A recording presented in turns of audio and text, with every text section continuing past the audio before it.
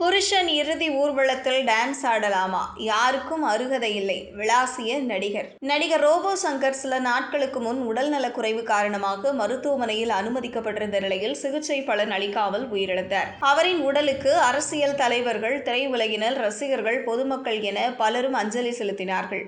Robot சங்கரின் உடல் வளசரவாக்கம் மின்மயானத்தில் தகனம் செய்யப்பட்டது. அவரின் மருமகன் கார்த்திக் இறுதிச் சடங்குகளை செய்தார். ரோபோ சங்கரின் இறுதி ஊர்வலத்தின் போது அவரது மனைவி பிரியங்கா சங்கர் நடனமாடினார். தனது துக்கத்தை நடனம் மூலம் அவர் வெளிப்படுத்தியது காண்பவரை கண்கலங்க வைத்தது. ஆனால் ரோபோ சங்கரின் இறுதி ஊர்வலத்தின் போது அவரது மனைவி பிரியங்கா நடனமாடியது இணையத்தில் பேசுபொருளானது. பலரும் பிரியங்கா நடனமாடி இருக்கக்கூடாது என்ற கருத்துக்களை பகிர்ந்து வருகின்றனர். இன்னும் சிலர் அவருக்கு ஆதரவாக கருத்துக்களை தெரிவித்து வருகின்றனர். அதுகுறித்து நடிகர் எஸ்.வி. சேகர் வீடியோ ஒன்றை வெளியிட்டுள்ளார். அதில் ரோபோ சங்கரின் இறுதி ஊர்வலத்தில் அவரது மனைவியின் நடனம் ஆடியது தற்போது பேசு பொருளாகி பலரும் அவரை தவறாக பேசி வருகிறார்கள்.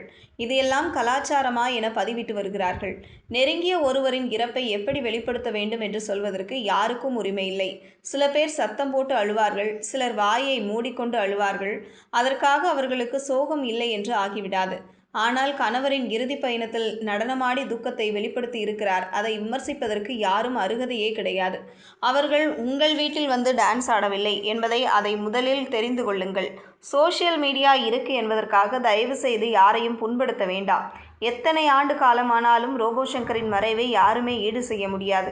தயவு செய்து அடுத்தவருடைய சோகத்தையோ துக்கத்தையோ விமர்சனம் செய்யாதீர்கள்.